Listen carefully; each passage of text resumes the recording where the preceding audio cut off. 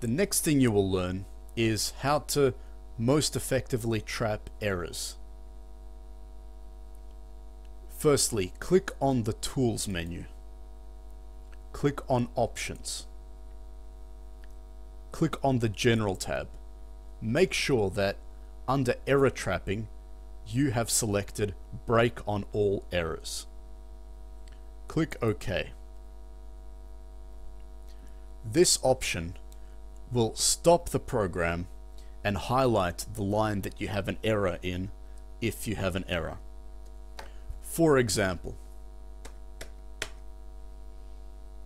I have just made an error in the program. I will run the program. I have now introduced an error into the program. I will press play, and now I can either press end or I can press debug. I will press debug. See how when I press debug, this line has been highlighted in yellow. Therefore, I can go back to this line and look for the problem. You will notice that when you look up here, the pause button has been grayed out. We can't press the pause button. That's because the program has been paused, or it's in a break. This is what they mean by break on all errors. The program has been paused at this line. If I want to run it again, I must press stop first. Then I will fix all of the errors, and then I will press play, and the program runs.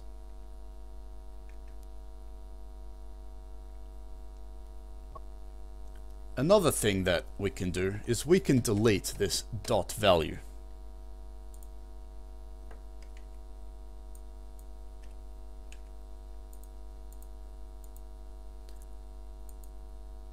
And the program will still run. In fact, we can delete every dot value in range dot value, and the program will still run. This is a feature of VBA. Perhaps in a harder programming language you cannot do this, but in VBA you can.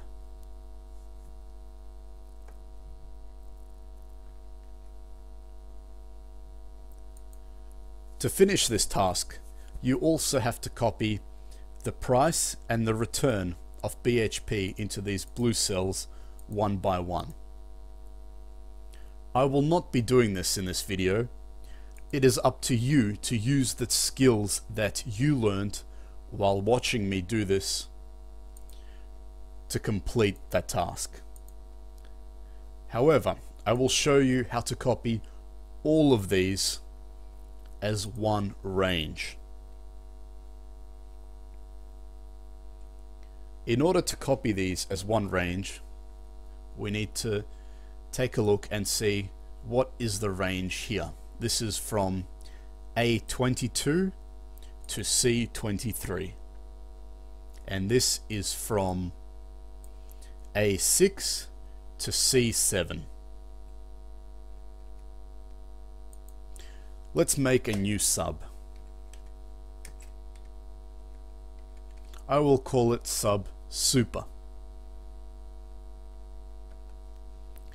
Again, I'm pressing tab to indent my code.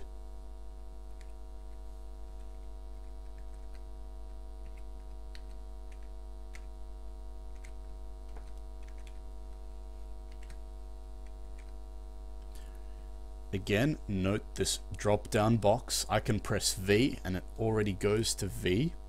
I double click on value.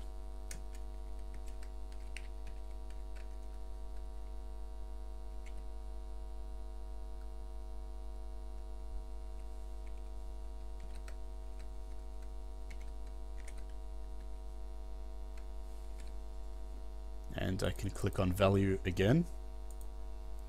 I will now run the program. And I will scroll down here. It has been copied. Let's delete this for now. Now let's get rid of these dot values.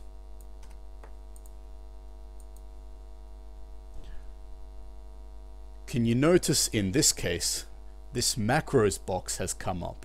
Why? Because when I clicked play, my cursor was outside of my sub.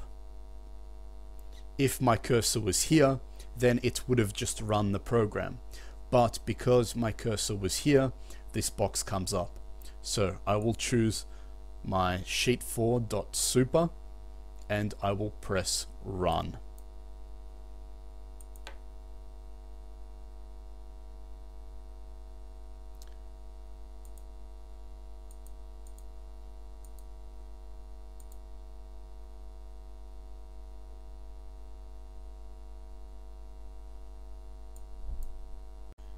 In this case, where I haven't used the dot value,